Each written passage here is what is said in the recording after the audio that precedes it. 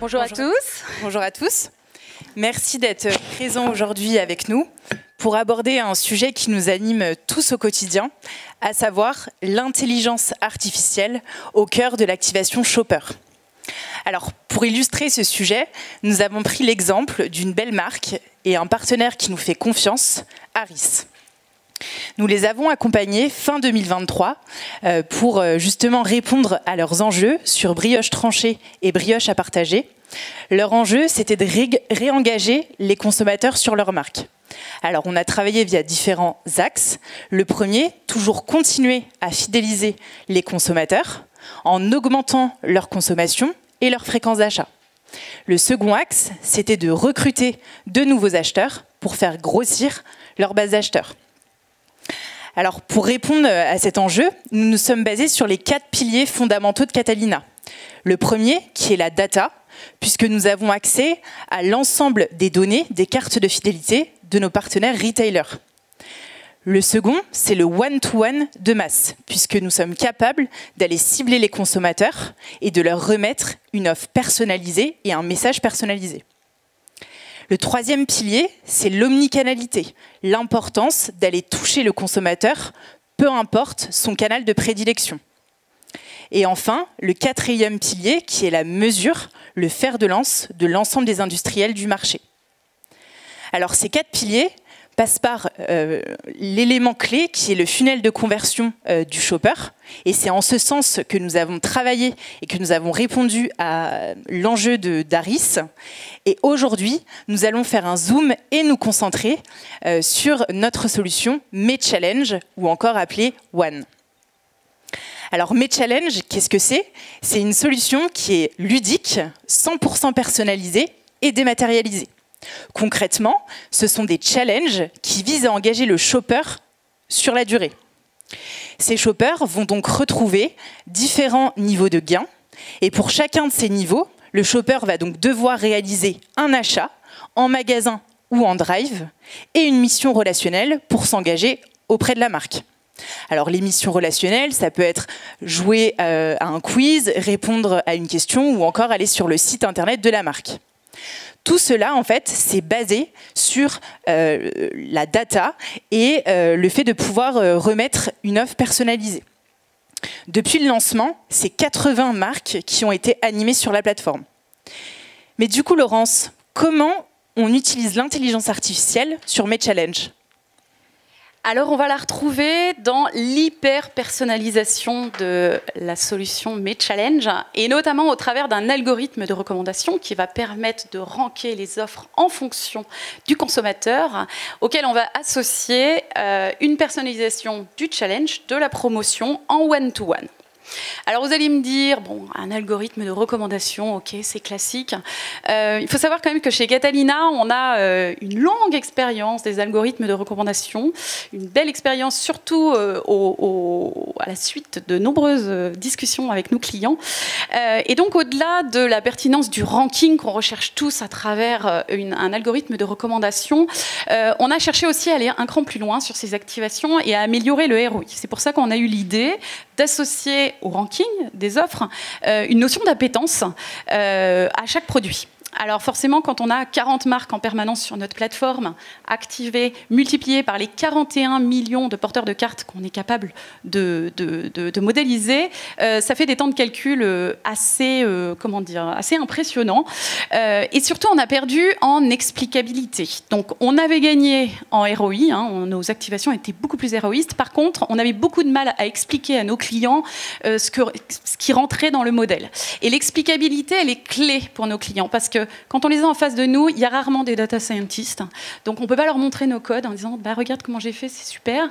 Et donc, on est obligé de tabler stratégiquement sur l'explicabilité. Donc, on a mis en place ces derniers mois, on a déployé un nouvel algorithme, une nouvelle méthode qui s'appelle SAR, méthodologie que je vous recommande. Et SAR va nous permettre non seulement de maintenir notre performance, mais aussi on a gagné en explicabilité. Et aujourd'hui, on est en capacité de pouvoir expliquer les variables qui rentrent dans nos modèles à nos clients comme Harris. Donc, bon, c'est bien beau, tous ces algorithmes, cette intelligence artificielle, Marine, mais concrètement, comment ça se traduit pour les consommateurs Harris et brioche tranchée? Alors, l'intelligence artificielle a plusieurs bénéfices. Le premier, c'est la pertinence. Pour mieux illustrer, on a pris l'exemple de 3 shoppers, Julien, Simone et Vincent. Ces 3 encartés vont être animés par les mêmes challenges. L'algorithme va donc analyser qu'il fallait remettre plus de gains à Simone, puisqu'en effet, Simone doit gagner jusqu'à 62 € pour pouvoir être intéressée par le challenge. L'algorithme va donc personnaliser les gains et les efforts en fonction du comportement d'achat. Et donc, on va également regarder quelles sont les marques les plus pertinentes. Eh bien, pour Julien, on peut supposer qu'il aime plutôt faire les soirées entre amis et acheter à Péricu, puisque c'est la première marque qui lui est poussée. Donc, le premier bénéfice, c'est la pertinence. Le second bénéfice, c'est la performance. En effet, le fait de travailler la définition client par client, ça va nous permettre en fait de regarder le comportement d'achat des shoppers et de lui demander un effort dès le premier palier. Donc on va éviter notamment la subvention et ça va augmenter systématiquement au moins plus de 50% de ses dépenses dès son premier niveau de gain. On observe également de meilleures conversions et enfin, 9 shoppers sur 10 trouvent que les marques qui lui sont poussées leur ressemblent. Alors concernant la mesure, on s'en est parlé ce matin, elle est stratégique. Elle est stratégique, c'est important de mesurer l'activation, de savoir pouvoir justifier aujourd'hui les activations marketing et les investissements qui sont associés. Et on s'est retrouvé devant un énorme challenge puisque on n'avait pas de méthodologie. On a été obligé de développer cette méthodologie spécifique pour les activations digitales, donc des activations dont il n'est pas possible de poser des témoins en amont. Cette méthodologie, elle s'appelle AI Shopper Matchmaker. On peut difficilement la prononcer avec un accent français pire. Et le principe de cette méthode, c'est de tirer a posteriori de l'activation des témoins grâce à l'itération d'une méthode KNN pour appairer 2 à 2 un shopper activé avec un shopper non activé qui lui ressemble. Alors grâce à cette méthode, on a vraiment comblé un vide chez Catalina parce qu'il n'y a pas que la solution MeChallenge qui avait besoin de cette mesure. Et donc, on l'a expérimenté de nombreuses fois sur d'autres activations de Catalina. Et ce que je peux vous en dire, c'est qu'elle est diablement efficace et robuste sur les petites populations. Donc, par rapport à une mesure classique où on peut avoir une instabilité par rapport à une petite volumétrie, cette méthodologie est vraiment, vraiment très efficace.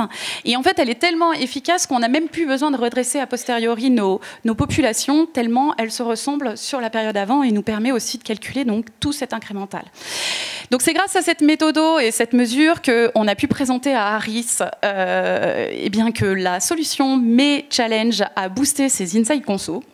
Tout à fait.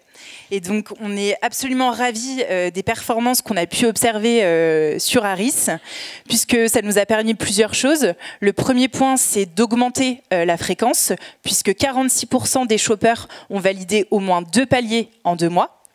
Le deuxième point, c'est que ça nous a permis d'augmenter la mixité. C'est 28% des shoppers qui ont mixé entre les différentes références de la gamme versus une mixité naturelle de 20%. Donc ça nous a vraiment permis de travailler la transversalité. On a eu un impact du chiffre d'affaires des shoppers animés par MeChallenge, puisque c'est plus de 37% sur les ventes. Donc ça a permis de travailler la rentabilité et l'additionnel. Et enfin, c'est 20% qui ont été de nouveaux shoppers et qui ont été recrutés et séduits sur la marque Harris. Merci beaucoup. On est encore là jusqu'à 18h. Donc si vous avez des questions, n'hésitez pas. Merci.